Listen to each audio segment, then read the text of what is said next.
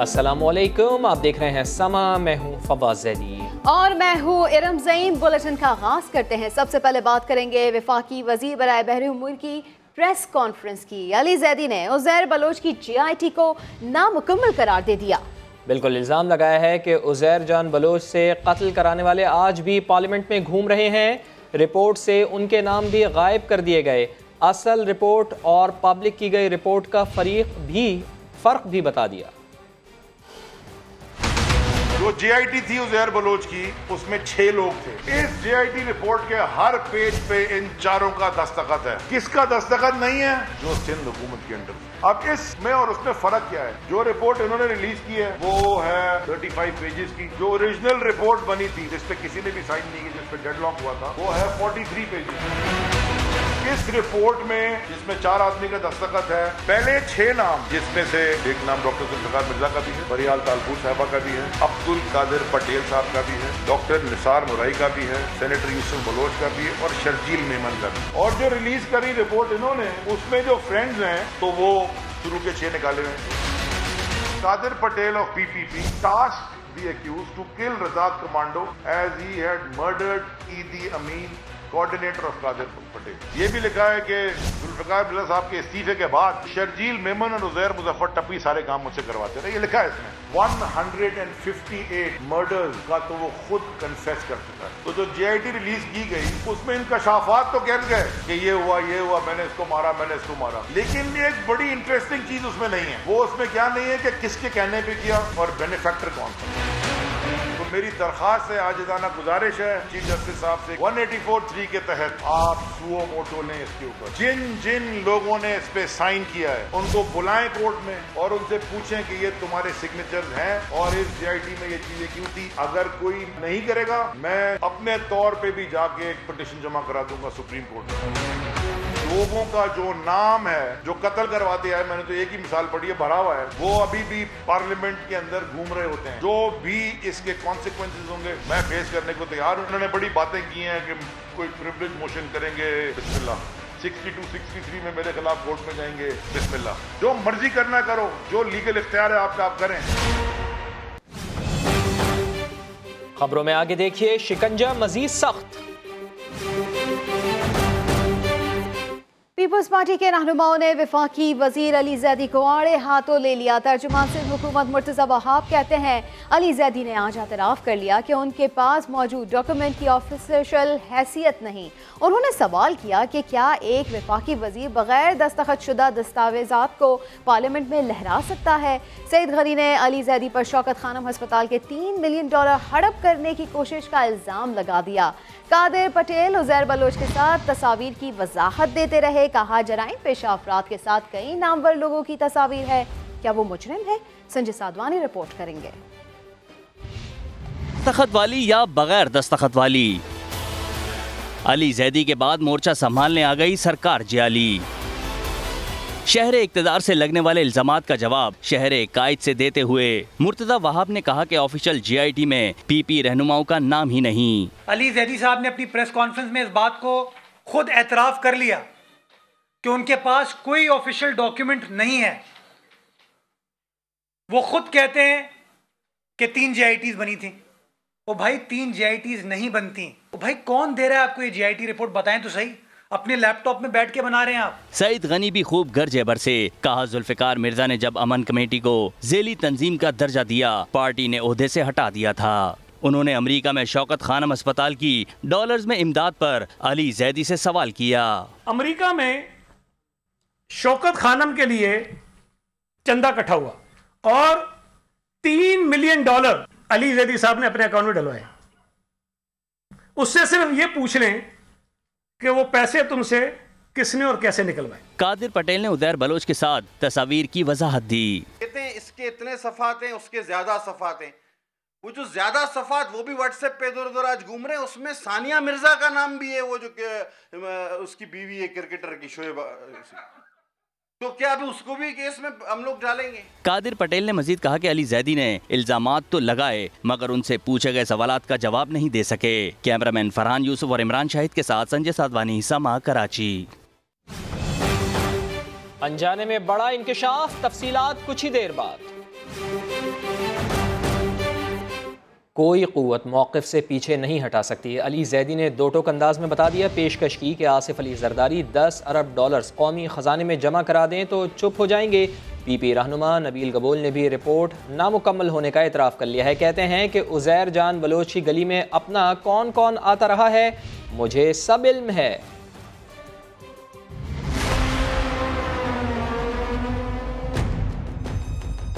सिंध हुकूमत की जारी करदा JITs नामुकम्मल है। अली ज़ैदी अपने दावे पर डटे हुए हैं। वफाकी वजीर ने समा के प्रोग्राम 7 से 8 में एक बार फिर मामले को अदालत लेकर जाने का ऐलान किया और वाज़ेह कर दिया कि वो किसी सूरत पीछे नहीं हटेंगे। मैंने तो अभी प्रेस कॉन्फ्रेंस में कहा कि मैं खुद पिटिशनर बन जाऊंगा जाकर, क्योंकि मुझे तो खरीदने वाले पैसे अभी तक छपे नहीं है उनके पास, तो वो मैं खुद, हाँ मैं बिकने को तैयार हूँ, मैं बिकने को तैयार हूँ। अगर आसिफ ज़रदारी $10 बिलियन जैसे बिलियन विद बी सरकारी खजाने में मैं चुप कर जाऊँ। पीपी रहनुमा नबील गबोल ने भी इंकशाफ किया कि जारी करदा रिपोर्ट में कुछ चीजें कम हैं। काफी चीजें मैं समझता हूँ जो है मिसिंग है। नेटो का कंटेनर जो है इन्होंने हाईजैक कर लिया था, लेकर गए थे अपने लोग उस गली के अंदर। मैंने जो उसके घर के जो रास्ता था, जो उसका CCTV कैमरा था वो हैक किया था। कौन आता था कौन जाता था मुझे सबका पता है। नबील गबोल ने दावा किया कि जुल्फ़िकार मिर्जा लियारी गैंग वॉर की सरपरस्ती करते रहे हैं। साबिक़ वज़ीर दाखिला को हुंडे पालने का शौक था। न्यूज़ कॉन्फ्रेंस से पहले MKM के आमिर खान का अनजाने में बड़ा इंकशाफ। कहा जुल्फ़िकार मिर्जा ने आफाक अहमद को 2 बार 25-25 लाख रुपए और हथियार दिए। बोले सानह बल्दिया में MKM पाकिस्तान को नामजद नहीं किया, जिनको नामजद किया है वही इसका जवाब देंगे। सलमान अहमद की रिपोर्ट।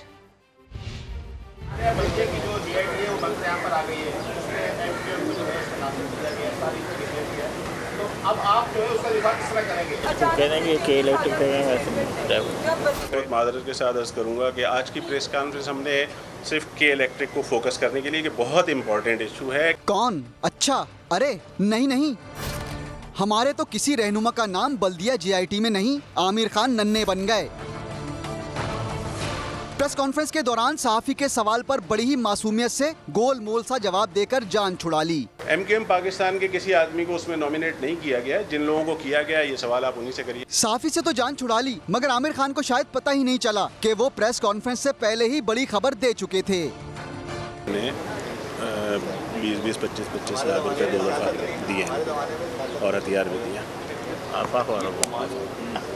ये बात उस वक्त निकली कि प्रेस कॉन्फ्रेंस कब शुरू की जाए, तो 3:30 बजे आमिर खान ने अपने साथियों को बताया कि आफाक भी प्रेस कॉन्फ्रेंस करने वाला है। कल 4 बजे आफाक भी कर रहे हैं। 4 बजे आफाक की भी। वो किस पे आएंगे पता है? कौन? आफाक निसार मुराई में उनका नाम दिया ना कभी। अच्छा, हथियार दिए। माइक ऑन थे और सारी बातें रिकॉर्ड हो रही थीं। आमिर खान ने अपने साथियों को बताया उनकी रिहाई से पहले आफाक अहमद और जुल्फ़िकार मिर्जा के दरमियान ये सब कुछ हुआ था। लियारी में रहने वाले आफाक अहमद के एक दोस्त के जरिए पैसों और हथियार के मामलात हुए थे। मुहाजिर कौमी मूवमेंट के रहनुमा आफाक अहमद ने निसार मुराई की JIT में रकम लेने का इल्ज़ाम मुस्तरद कर दिया, जबकि उन्होंने जेल में जुल्फ़िकार मिर्जा से मुलाकात का एतराफ़ किया। बोले ये नहीं मालूम था कि निसार मुराई कौन है। मेरे पास जब जुल्फ़िकार मिर्जा मुलाकात के लिए आए तो उनके साथ 10-5 लोग मौजूद थे। मुझे नहीं मालूम उसमें मुराई कौन है, मुझे नहीं मालूम उसमें मुराई कौन है। उसने लिखा कि मैं उस वक्त मौजूद था जब आफाक अहमद की जुल्फ़िकार मिर्जा से मुलाकात हुई। बिल्कुल उस पर सुपरिटेंडेंट भी मौजूद था, मुलाकात से इनकार नहीं है। यहाँ ये कहा गया कि आफाक अहमद को जुल्फ़िकार मिर्जा ने 20-25 लाख रुपए 2 मरतबा दिए। दुनिया जानती है कि आफाक अहमद अगर पैसे लेने वालों में से होता तो आज कोई एक शख्स, कोई एक इदारा, कोई 1 रुपए का क्लेम लेके खड़ा हो जाए कि आफाक अहमद को हमने कभी 1 रुपया दिया। मुझे दुख इस बात का है कि जिन लोगों ने ये फरमाइशी बयान उससे दिलवाए होंगे उन्हें कम से कम पता होना चाहिए था कि आफाक अहमद का वजन क्या है। आफाक अहमद के वजन को अल्ताफ जानता था। अल्ताफ ने भी जब इल्जाम लगाया तो करोड़ों रुपए का इल्जाम लगाया। अब इसमें असलहे की तोहफे में पेश करना भी लिखा हुआ है। आफाक अहमद को तोहफे में पेश करने के लिए आया था, सुपरिटेंडेंट को भी उसमें इन्वेस्टिगेशन में शामिल करके पूछो उससे कि आफाक अहमद को क्लाशिन तोहफे जेल में आगे उससे जुल्फ़िकार मिर्जा ने दी थी क्या। और MQM पाकिस्तान के साबिक सरबराह फारूक सत्तार कहते हैं आज आमिर खान ने साबित कर दिया वो MQM पाकिस्तान नहीं हकीकी 2 है। उन्होंने कहा आमिर खान कहते हैं JIT में MQM पाकिस्तान के किसी फर्द का नाम नहीं, तो वो ये बताएंगे कि रऊफ सिद्दीकी को MQM पाकिस्तान से कब निकाला गया। आज जिस तरह आमिर खान ने MQM से अपनी लाताल्लुकी का इजहार किया है, मैं तो पहले ही कहता था कि ये MQM पाकिस्तान पर कब्जा हुआ है और ये अब MQM पाकिस्तान नहीं, ये MQM हकीकी 2 महाजिर कौमी मूवमेंट हकीकी 2 है। उन्होंने खुद ये साबित किया कि रऊफ सिद्दीकी MQM पाकिस्तान के नहीं है, तो मैं जानना चाहूंगा कि रऊफ सिद्दीकी को कब MQM से निकाला गया। दूसरा, हम्माद सिद्दीकी, कोई मेरे पास भी ऐसा वाकया नहीं है कि हम्माद सिद्दीकी को MQM पाकिस्तान ने कभी पार्टी से निकाला हो, खारिज किया हो। वो MQM पाकिस्तान का ही समझा जाएगा। लियारी गैंग के सरगना उज़ैर जान बलोच पर अगवा बराए तावान और कत्ल केस में फ़र्द जुर्म आयद कर दी गई है। उज़ैर बलोच को सख्त सिक्योरिटी में चेहरा ढांप कर पेश किया गया। इरफानुल हक की रिपोर्ट। लियारी गैंग के सरगना पर कानून का शिकंजा मजीद सख्त। ताजिर के अगवा बराए तावान और कत्ल केस में उज़ैर बलोच पर फर्द जुर्म आयद कर दी गई। फाजिल जज ने फर्द जुर्म पढ़कर सुनाई। जुर्म कबूल करने के सवाल पर उज़ैर बलोच ने नफी में सर हिलाया तो अदालत ने तफ्तीशी अफसर और गवाहों को नोटिस जारी करते हुए आइंदा समाअत पर पेश होने का हुक्म दे दिया। उज़ैर बलोच को इंतहाई सख्त सिक्योरिटी में इंसदाद दहशतगर्दी की अदालत लाया गया था, जहाँ रेंजर्स की भी भारी नफरी मौजूद थी। उज़ैर बलोच पर अब्दुल समद को कत्ल करने का इल्जाम है, जिससे 10 लाख तावान मांगा गया था, मगर 70,000 मिलने के बावजूद कत्ल कर दिया गया था। मुकदमे में उज़ैर बलोच के भाई ज़ुबैर बलोच और दीगर मुल्जिमान पर पहले ही फर्द जुर्म आयद की जा चुकी है। दूरियां बढ़ने लगी, क्या है माजरा, जानिए अब से कुछ देर में। मनी लॉन्ड्रिंग रेफरेंस में भी आसिफ अली जरदारी और फरियाल तालपुर पर फर्द जुर्म आयद ना हो सकी। कराची में किए गए वीडियो लिंक इंतजाम धरे के धरे रह गए। जैन मलिक की प्ली बार्गेन मुकम्मल ना होने के बायस अदालत ने फर्द जुर्म की कार्रवाई 24 जुलाई तक मौखर कर दी। आसिफ अली जरदारी और फरियाल तालपुर को आज हाजिरी से इस्तिस्ना भी मिल गया। सुहेल रशीद की रिपोर्ट।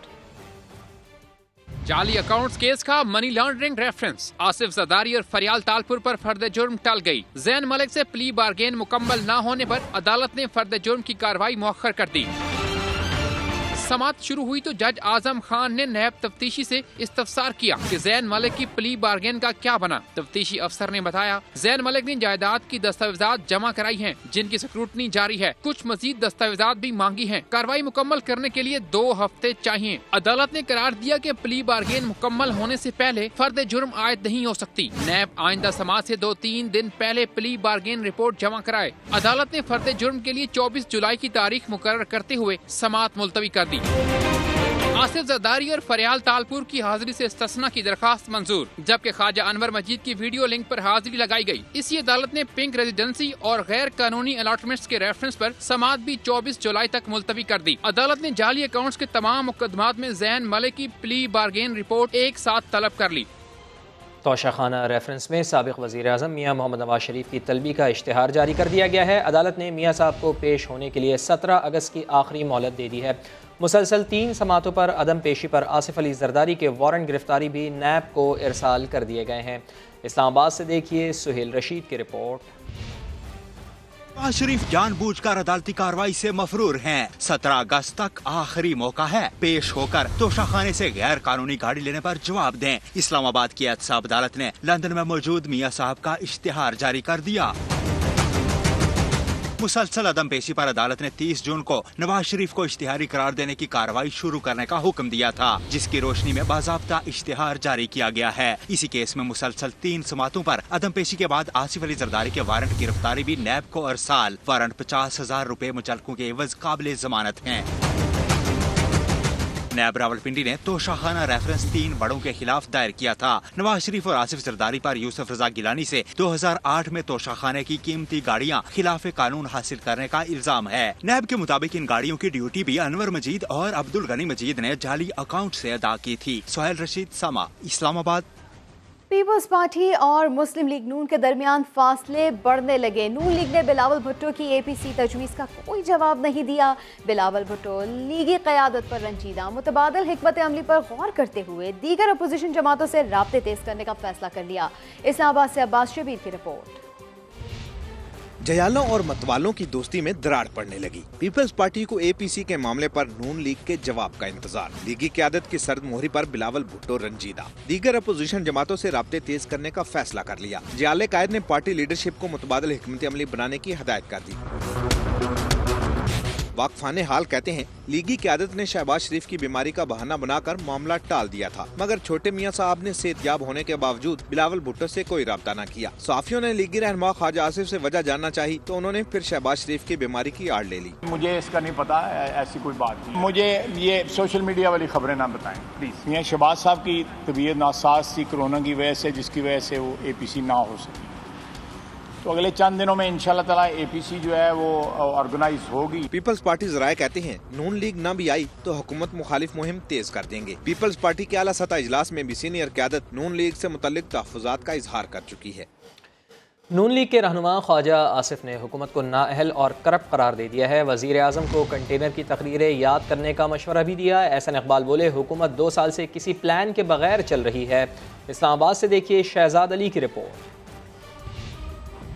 सीनियर लीगी रहनुमाओं की हुकूमत के खिलाफ धुआंधार प्रेस कॉन्फ्रेंस। अबतर मईशत, लोड शेडिंग और महंगाई पर तब्दीली सरकार पर खूब वार। ख्वाजा आसिफ ने वज़ीर आज़म को माजी की तकरीरें सुनने और मौजूदा सूरत हाल का जायजा लेने का मशवरा दे दिया। बोले हुकूमत की नाअहली और करप्शन बेनकाब करने का मिशन जारी रखेंगे। हुकूमत की सरपरस्ती में इस वक्त माफिया पल रहे हैं। मुल्क तूलो अर्ज में बिजली की किल्लत के खिलाफ मुजाहरे भी हो रहे हैं। जब हम बिजली लगा रहे थे तो मौजूदा वजीर आजम कंटेनर पे खड़े होकर बिजली के बिल जला रहे। मियां नवाज शरीफ के शुरू हुए प्रोजेक्ट आज उनके ऊपर तख्ती लगा के ये क्रेडिट लेने की कोशिश कर रहे हैं। प्रेस कॉन्फ्रेंस के दौरान एहसन इकबाल जज्बाती हो गए। हुकूमती वज़रा को अरबों रुपए की करप्शन इल्जामात साबित करने का चैलेंज दे दिया। ये मेरी किरदार कुशी करते रहे कि जी 50 अरब रुपया खा गया है।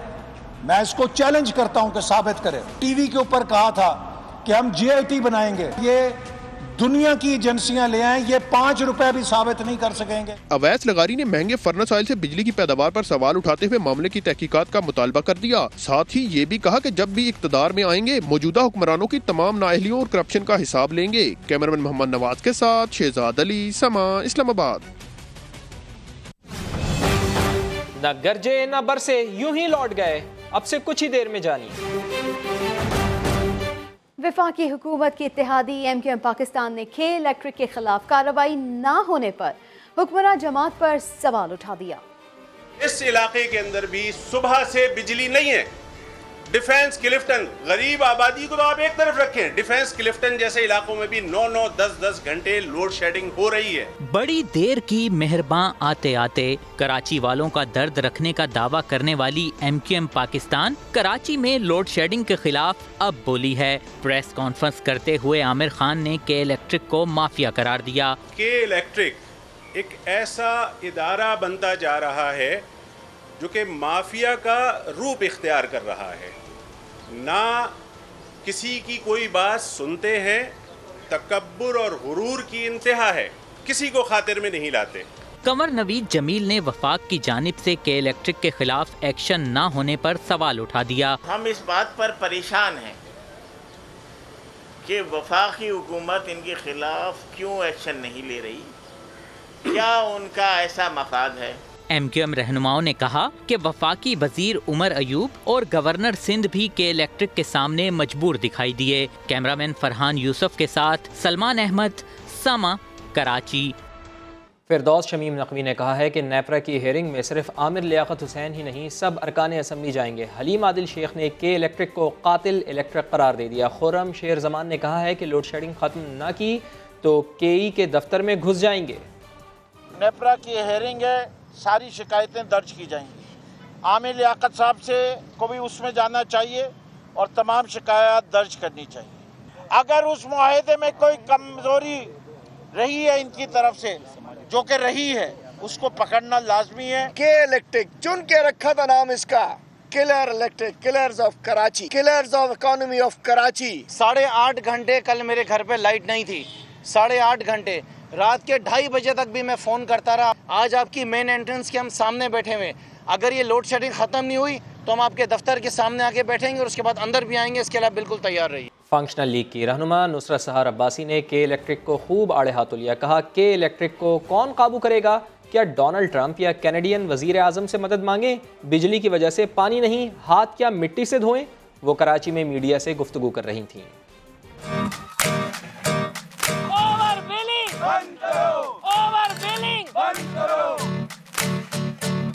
भाई ये के इलेक्ट्रिक जो है, ये कोई बाहर का वजीर आएगा, मैं आपको बता दूं, या तो ट्रंप आ जाए या कैनेडियन वजीर आजम को सलाम करूं आ जाए,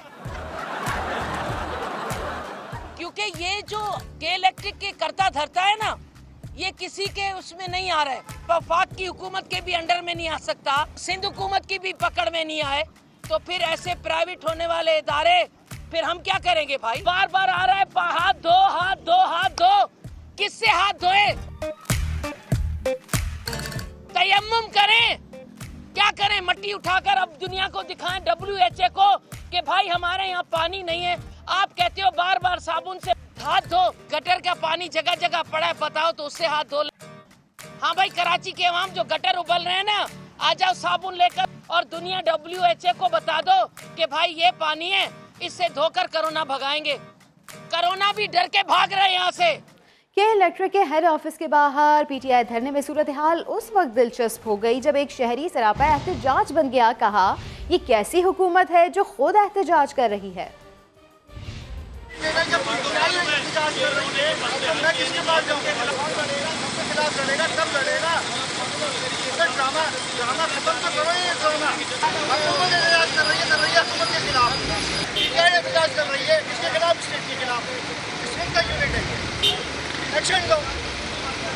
कारगिल के मौके में जामे शहादत नोश करने वाले कैप्टन कर्नल शेर खान और हवलदार लालक जान शहीद की 21वीं बरसी पर उनके आबाई इलाकों में पुरवकार तकारीब मुनक़िद की गईं।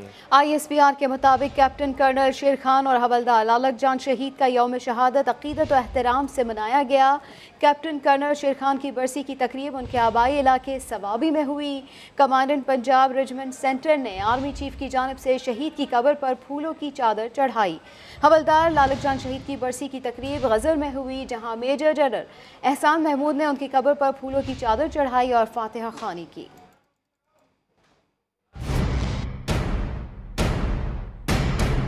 दुश्मन कहता है घुसकर मारेंगे। दुश्मन को पैगाम हमारा ये है कि ये वर्दी पहचान लो, ये चेहरे पहचान लो, ये घुसने भी नहीं देते, घुसने से पहले मार देते हैं। ये पाकिस्तान की आन है, जान है, शान है। पाकिस्तान जिंदाबाद। इनका खुसूसी इंटरव्यू नया दिन पर कल सुबह 9 बजे सिर्फ समा पर। कराची का एक ऐसा इलाका भी है जहां रात तो रात, दिन में भी लुटेरे दंदनाते फिरते हैं। मकीन खौफ की वजह से अपने घरों में महसूर हो गए। हर घंटे में एक शख्स को लूट लिया जाता है। तफसीलात देखिए आमिर मजीद की इस रिपोर्ट में। बज़ाहिर तो कराची में कोई नो गो एरिया नहीं है, लेकिन कराची का एक इलाका ऐसा जरूर है जहां पर डकैतों ने आवाम की जिंदगी अजीरन कर रखी है। वो इलाका कौन सा है और वहां के मकीन कैसे जिंदगी गुजार रहे हैं, आइए देखते हैं।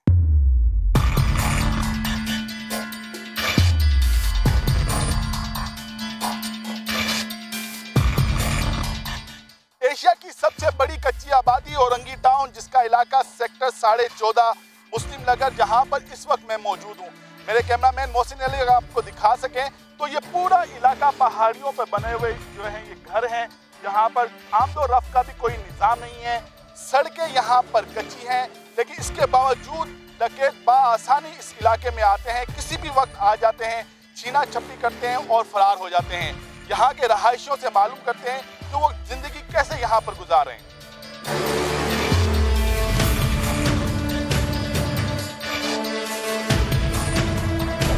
बस डर की गुजार है, और ये हमारे घर के सामने भी उस तरफ छीना झपटी होती है, ऊपर भी और इसके नीचे भी काफ़ी लोगों की, जिन लोगों की आने जाना वहाँ से होते हैं उनको भी छीन लेते हैं, सारे मोबाइल वगैरह जो कुछ भी होता है।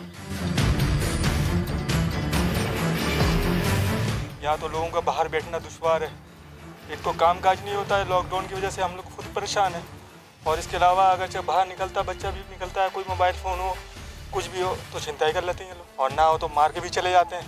अभी पिछले दिनों हमारे इलाके में वारदात हुई है, दानिश नाम का बंदा, उसको गोली मार के चला गया। यहाँ पर छिनताई बहुत होती है, इतनी छिनताई होती है कि मगरिब के बाद से रात में हम मस्जिद तक नमाज़ पढ़ने भी नहीं जा पाते हैं, और हर घंटे में समझ लें यहाँ पर छिनताई होती है कि बंदा यहाँ पर बाहर बैठ नहीं सकता है। यहाँ पर वो हाल है कि घर से भी निकल के लोग बैठ जाए, मोबाइल चला रहे हो तो वो छीन कर ले जाते हैं। ये बता ये रहे हैं कि हर घंटे के बाद यहाँ पर कोई ना कोई आता है और बताता है कि उससे मोबाइल छीन गया है। पाकिस्तान बाजार थाने की हदूद है, इलाका मकीन कहते हैं। दिन के वक्त ये आलम है और रात के वक्त तो अपने घर से निकल कर कहीं और जाना भी इनके लिए एक ख्वाब है। अली जैदी की जानिब से GIT जारी करना संगीन इल्ज़ामात को जन्म देता है। फवाद चौधरी की जानिब से ऐसा ट्वीट किया गया है, अली जैदी का दावा सही निकला तो रिकॉर्ड में रद्दोबदल फौजदारी मुकदमात का पेश खेमा होगा। अली जैदी की तरफ से GIT जारी करना संगीन इल्ज़ामात को जन्म देता है। फवाद चौधरी की तरफ से ऐसा कहा गया, अली जैदी का दावा सही निकला तो रिकॉर्ड में रद्दोबदल फौजदारी मुकदमात का पेश खेमा होगा। फवाद चौधरी की तरफ से ऐसा ट्वीट किया गया। ब्रेक के बाद दोबारा हाजिर होंगे हेडलाइंस के साथ। देखते रहिए समा।